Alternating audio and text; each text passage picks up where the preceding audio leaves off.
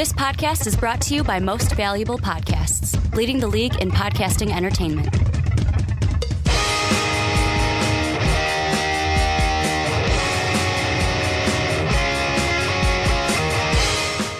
What's up, everybody? Ricky Widmer here, along with the Mark Weber. Dub them easy. And we are back for another edition of the Onside Kick right here on Most Valuable Podcast. If you're on YouTube, hello.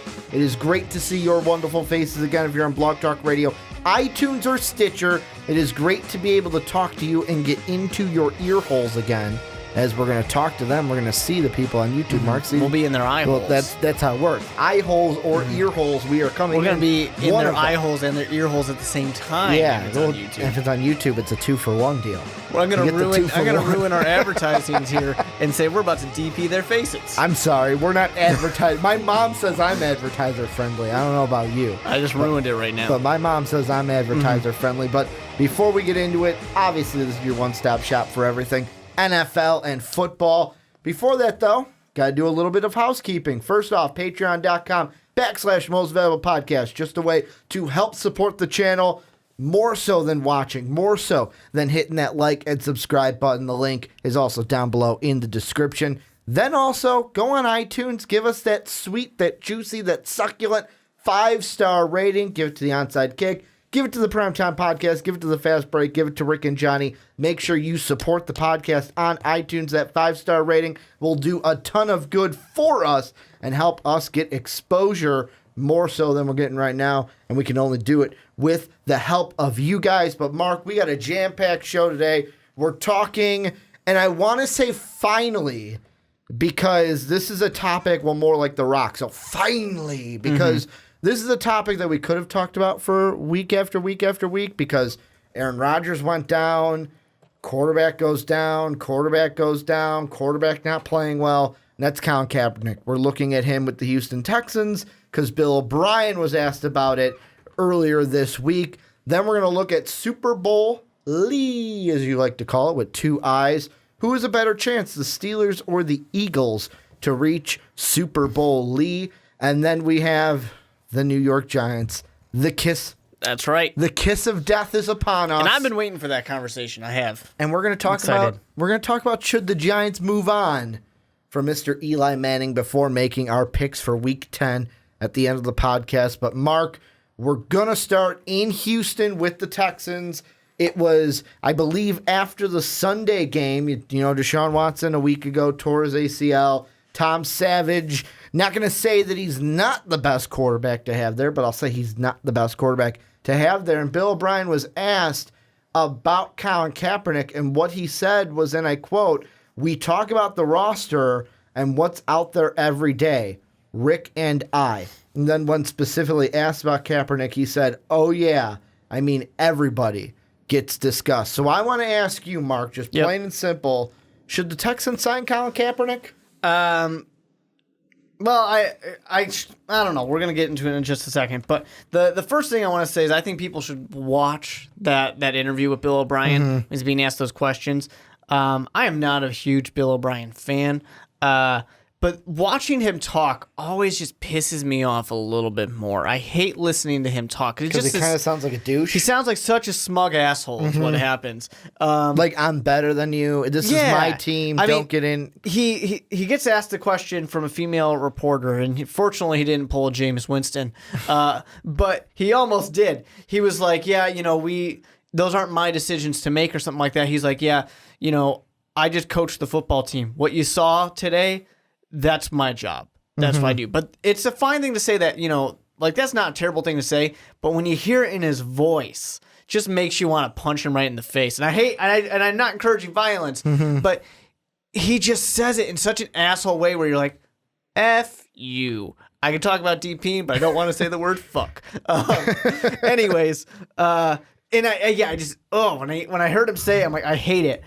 Obviously, the Texans are better off with someone of Colin Kaepernick's talent than with someone of Tom Savage's talent. And there's all these people out there, but, Colin Kaepernick's not that great of a quarterback. But with the exclusion of having, like, that 2015 year where he really did not do that well, he's always been a good quarterback. He is not going to ever necessarily be Tom Brady, Aaron Rodgers, but he is a great talent to have on the field. Now, the 49ers team was a disaster and has been a disaster for a while, ever since Harbaugh is gone. So you can't really blame just the quarterback, although we love to do that. My problem for should the Texans get Colin Kaepernick is a little similar to my thought of, when in our texting group and everything, the question was asked of should the Packers have went and gotten Colin Kaepernick? And it's just the fact that the fan base, I don't think, would be willing to support it. The biggest argument against this that I have for the Texans going and grabbing him is that I don't think that Texas is a place where they're really going to like and respect Colin Kaepernick for multiple reasons.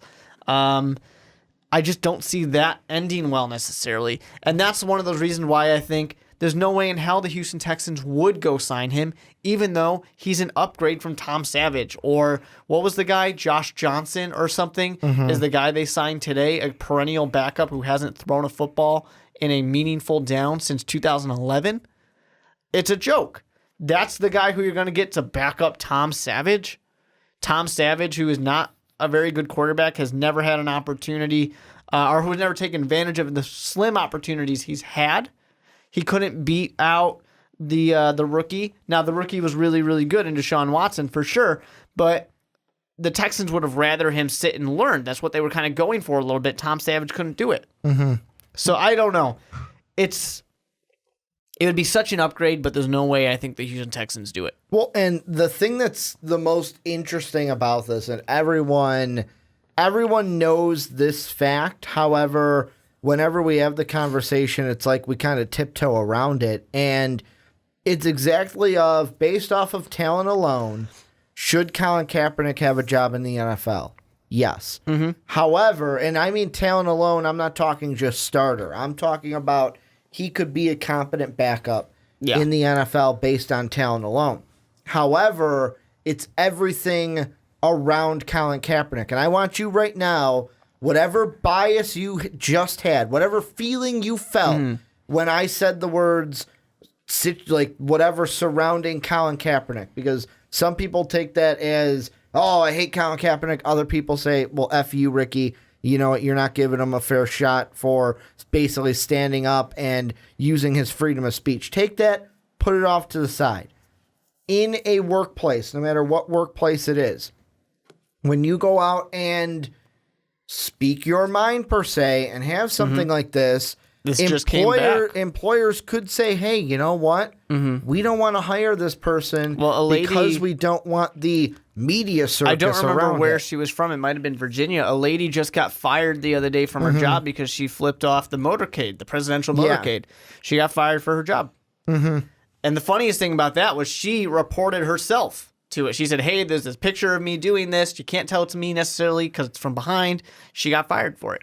There's no doubt that that these teams essentially have the right to not have Colin Kaepernick on their team. There's no doubt about that.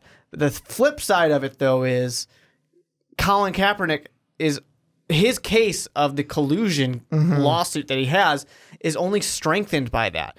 I'm actually shocked, absolutely shocked, that the Houston Texans did not offer a contract, because the Houston Texans are in a playoff race. Well, it's not even that. I'm going on let me put my tinfoil hat on for the second.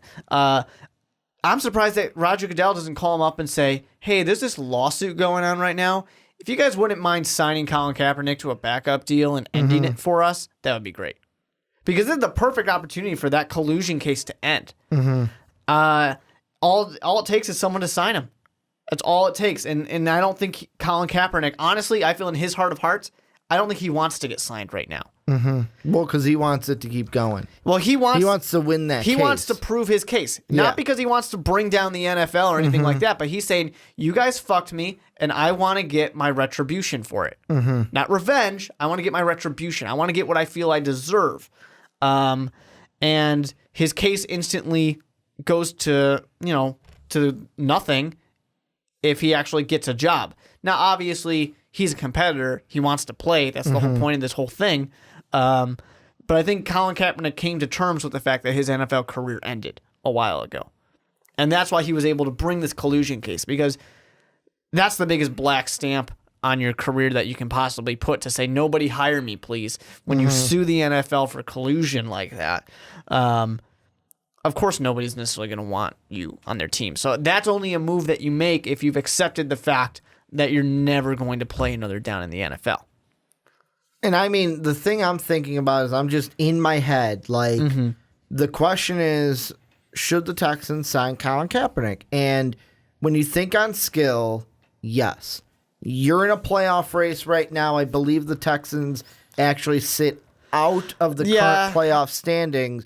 But they're in it, but they're kind of barely in it at this point. However, being 2 games back of the Jaguars and the Titans, two games back without the guy who got you there. Which no, is Deshaun but that's Watson. what I'm saying. Like, you're 2 games back. So with the right guy in there, or a guy with talent, just hear me out, can get you into it. Like, there's a reason why, and I get that this is vastly different, but there's a reason why with Dallas, there are still people like Will Kane that when Stephen A., Max Kellerman, and Molly were all like, oh, well, the Eagles have run away with it. And he goes, what the hell are you talking about? They only are down 2 games. They're only back 2 games. Yeah. Now, like I said, that one's a special circumstance because Dak and Zeke greater than just Deshaun Watson. Yeah. Plus, also in that situation, the Cowboys have 2 games against Wentz and the Eagles to make up that 2-game deficit. But like, when you're down 2 games, or exactly 2 games back of the playoffs, really this is it. Like, at 3-5, the Texans, you have a decision to make. Either you go out there, get the best guy for the job. Spoiler alert, it's not Tom Savage. You either do that, or you kind of lay on your sword, start Tom Savage, let this season go to waste, and then hopefully get Deshaun Watson back at the beginning of the year and not in middle of the year. And the hard thing is for this, too, a difference in those 2 comparisons, too, is if the playoffs started today, the Dallas Cowboys are in the playoffs. The Houston Texans are not. There's a big difference in that case. Dallas is barely in, too. You're in. Ask Green Bay what that means. And, you know, the Houston Texans are kind of a little further out of it, and they are in a better situation than Dallas is because they have better offensive weapons. Now that Zeke is hurt, obviously. But they have these better offensive weapons. Now, there's nowhere they're going to go. The hardest thing for them, too, is the trade deadline's gone. Yep. You've passed it already. It's not like you're going to trade for A.J. McCarron and get somebody who can maybe play right now. You know, you're in a really rough spot. So what are your free agent quarterbacks? There are not very many. Colin Kaepernick has been sitting at the top of the list for all this time. Should they, on a we want to win games scenario, sign Colin Kaepernick? Yes, they should. With that being said, I guess it is worth noting that he hasn't played in a long time. It's been a long time since he actually played football, but not as long as Josh Johnson, who hasn't thrown a football in 6 years. 2011 was the last time he's thrown a football. It's been a long-ass time, and that's the guy who's probably going to have to play because Tom Savage will lose his job again. Yeah. Or you're just stuck sitting there with Tom Savage saying, yeah, I know he sucks right now. I know he is. I don't think he's ever thrown. I'm sorry, he's thrown 1 touchdown. In his 8 games, he's thrown 1 touchdown and 1 interception. I know he's not really doing anything, but, you know, we're just going to keep trotting him back out there. You know, at what point do you call up Tim Tebow? I mean, honestly, baseball season's over. I'd rather have Tim Tebow out there than Tom Savage right now. At least Tim Tebow won a playoff game. I mean, he's going to throw a shit ton of interceptions, but he's going to, if it's close in the 4th quarter, Tim Tebow will win you that game. Very lucky how he won that game. But I mean, I sit there and dumb I just luck think, of there's no way this guy throws it on us. You know what was the most unluckiest thing about this injury? Was think about when the injury happened, because think about last week. You and I recorded the podcast last week on Monday, I believe. Yeah. Injury happened, what, on Wednesday? Is when it happened. Shocking. Guess who had already was a free agent quarterback and had already signed with the New England Patriots Brian Hoyer. before that. If this injury happens Hoyer on Tuesday, a nice like, pickup. If this injury happens on Tuesday or on Monday, Brian Hoyer's a Texan. And Yeah. Brian Hoyer is starting, and I am a little bit more confident in the Texans with Brian Hoyer than Tom Savage. However, with it, this quarterback pool you have, the notable names out there are basically Colin Kaepernick. You can try to get Tony Romo, but he ain't leaving the booth this year. He is not leaving the television booth. It seems like Tony Romo is very comfortable doing what he's doing right now. And when I'm going to circle back to the question of should the Texans sign Colin Kaepernick, my answer is yes. I think they should. However, there's a little bit of an asterisk next to that yes, because since the beginning, since, let's say, all the way back when Joe Flacco went down and the Ravens were the first team that we talked about, could they sign Colin Kaepernick in case Joe Flacco's out? And then you had Ozzie and kind of Harbaugh say, you know what, talked about it, we're not going to bring him in kind of a thing. Or Harbaugh might have said, you know what, that's not a decision for me, that's a decision for Ozzie to make. Then the Dolphins happen. Yet again, we bring up Colin Kaepernick's name, but we knew Jay Cutler was going to get that job, especially with Adam Gase there. And after every single team that goes down, I've since the beginning have been on the side, and I don't want to say been on the side, I've understood teams, because really when it comes to a team, they're in the business, and this is the NFL, this is a team in general. There are two things that a team is focused on. Number one is winning games, but it's only number one because number one leads into number two, and that's make money. I actually would even say making money is more important to most teams. Make money is more important, but how do you make money? You win games, you be successful. Ricky, you're a Cubs fan. You know you don't have to be successful to win games. No. You know that you don't have to make money. You can have a loyal fan base and make money, but let's put it this way. Look at the Patriots prior to Tom Brady not selling a ton of stuff. Tom Brady comes, you win a couple championships. Sure. Look at the Bulls in the 90s. Win a couple championships. Everybody is wearing your stuff. Everyone is buying your stuff. So winning plays into that. I will agree with you. Making money is the most important thing. For the NFL, it's all a business. And if you're somebody who, and this goes for anything, football, daily, any job that you can get in Joe Schmo life, if the employer thinks you're going to put either a bad light on the organization's image, or if they have that just inkling of question of, do we have to worry about this? They're going to say, nah, we good, and they're going to pass on that. And that's what we're seeing here. And I've, since the beginning, been on the side of, and I said again, I hate saying that, on the side of the NFL teams of, you have the right to do that. I don't think there's a single person out there who would say they don't have the right to do it. Well, and that's at least why any person who understands how this all works. And that's why I think of the collusion case where it's like, do you really think that the NFL owners are getting together and going, hey, you guys aren't going to sign Colin Kaepernick, right? I honestly wouldn't be surprised. I wouldn't be surprised, but I think it's more of a thing of individual teams not wanting to bring him in because they're afraid of, A, how their fans will react, B, we're going to be in the media and it's not going to be good. But the thing with the collusion case that's different too is people are very focused on the thinking that there has to be a huge conspiracy. All it really needs to be is Team A talked to Team B and said, yeah, we probably shouldn't get this guy. I think this is a bad idea. That's collusion right there. Two different teams working together, both saying like, we could use him, but I don't think it's a good idea. Yeah, that's a good choice. We talked about it too, and we don't think it's a good idea too. You can make the case based just on that. And there's more to it. There is more to it. I'm just saying legally, that's all there needs to be for collusion.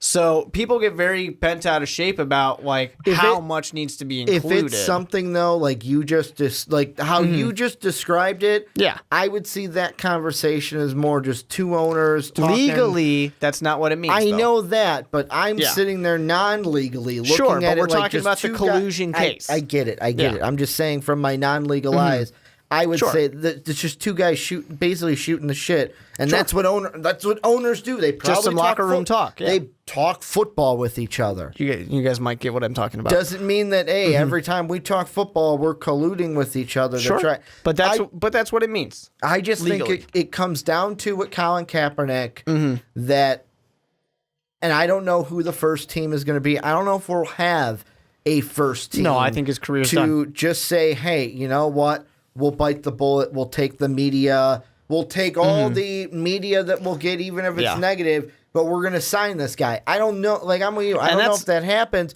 Although, based on talent, I think the Texans should have signed him based on that, because I think that Colin Kaepernick could at least help them be more competitive in this playoff race. And that's another reason why I also, to flip back, would say that making money is more important than winning games. They're willing to lose games with Tom Savage just to make money, as opposed to have the chance to win games with Colin Kaepernick, because they know it's going to hurt their image in the eyes of their fans that live in Texas. One of the reddest states that are out there,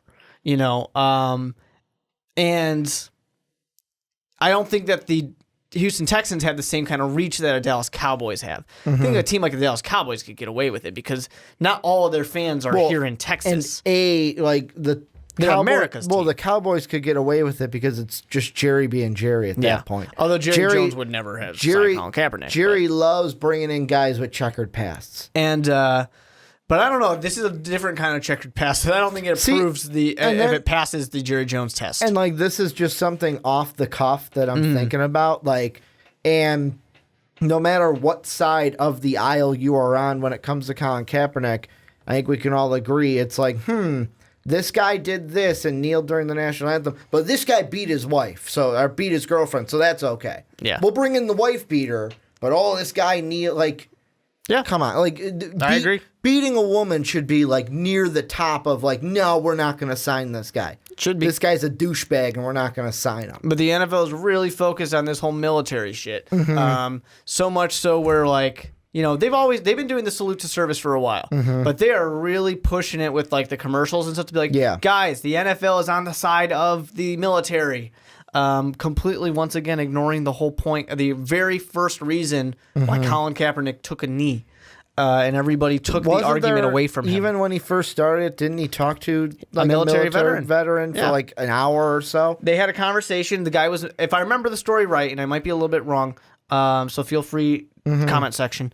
It was a military veteran that was very, adamantly, I do not like what you're doing. And he said, all right, well, let's talk. Let me explain why I'm doing it. They sat down, and that guy was the one who gave him the kneel. Because the first time he sat on the bench for it.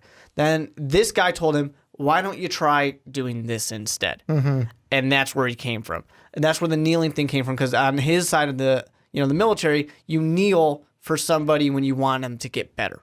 Yeah. Was the whole, and there's a million things that people have said for it. And we do it in sports. When someone's injured on the field, what do players do? They take a knee. And I just think when it comes to this, and we could talk about the issues with Colin Kaepernick a lot, but I think we've kind of, to at the bottom line, answer the question.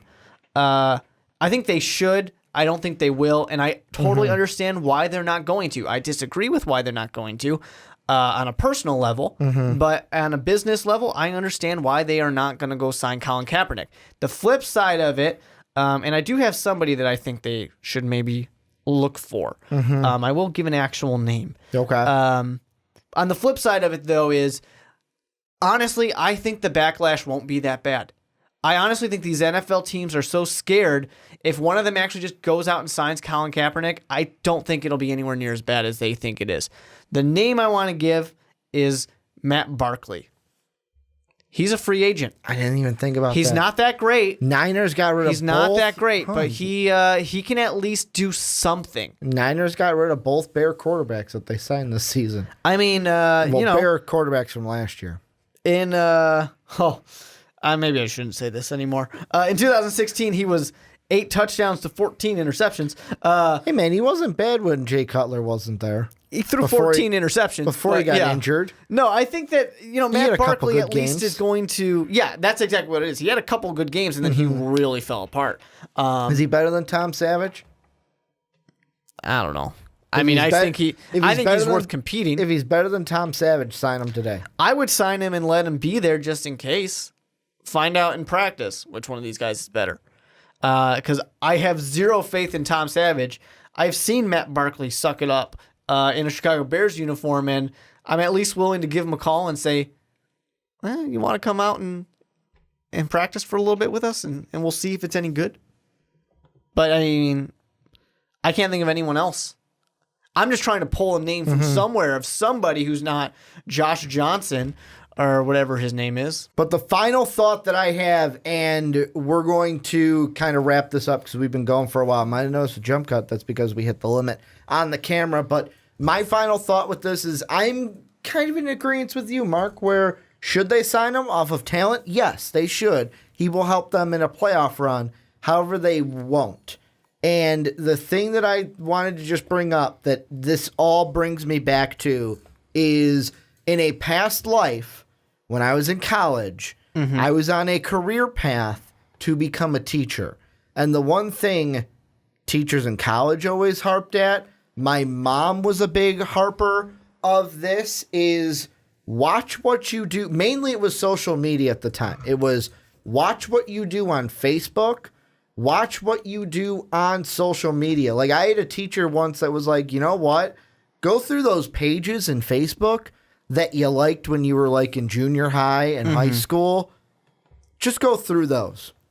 Yeah. You'll know what I mean. And there are some of them you're like, holy shit, let me get rid of this. Yeah. Like, that's the example I draw back to. But there's a big difference between your average teacher and a star quarterback. And that's it. But that's what I'm relating it to. Of course, they're different professions.